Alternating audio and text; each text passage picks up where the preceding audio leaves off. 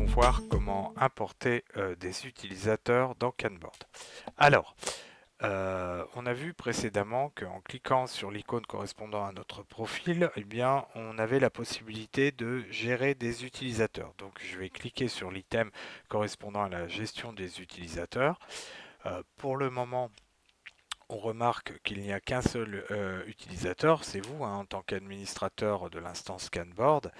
Par contre, sur le bandeau gris, on remarque qu'on a la possibilité d'ajouter un nouvel utilisateur à la main, c'est-à-dire qu'on va se retrouver avec une boîte de dialogue qui va nous demander de saisir les identifiants, le nom, l'email, etc., etc., et de définir les différentes fonctions de l'utilisateur. Alors, cette option, certes très pratique, est quand même relativement contraignante dans la mesure où vous devez à la main ajouter chaque utilisateur. Vous avez également la possibilité d'inviter des gens. Alors ça, c'est disponible à partir du moment où vous avez un serveur mail qui est rattaché à votre instance Canboard. Nous, on va utiliser plutôt la partie importation puisqu'on a une liste d'utilisateurs que l'on voudrait intégrer à Canboard. Alors pour ce faire, on va utiliser l'option importation et on remarque tout de suite qu'on a la possibilité de télécharger le modèle CSV qui va nous permettre d'importer correctement ces utilisateurs. On a vu en cours ce qu'était un fichier CSV, notamment par rapport aux délimiteurs, aux caractères d'encadrement, etc., etc.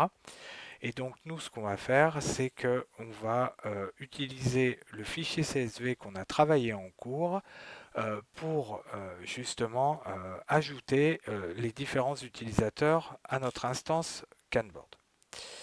Donc si je clique sur le bouton parcourir, je vais pouvoir ajouter mes utilisateurs et si je clique sur le bouton importation, eh bien vous allez voir que les utilisateurs vont s'ajouter à notre instance. Alors bien évidemment, il faut paramétrer comme il faut son fichier CSV, mais ça je vous rappelle que c'est une étape que nous avons vue précédemment en cours.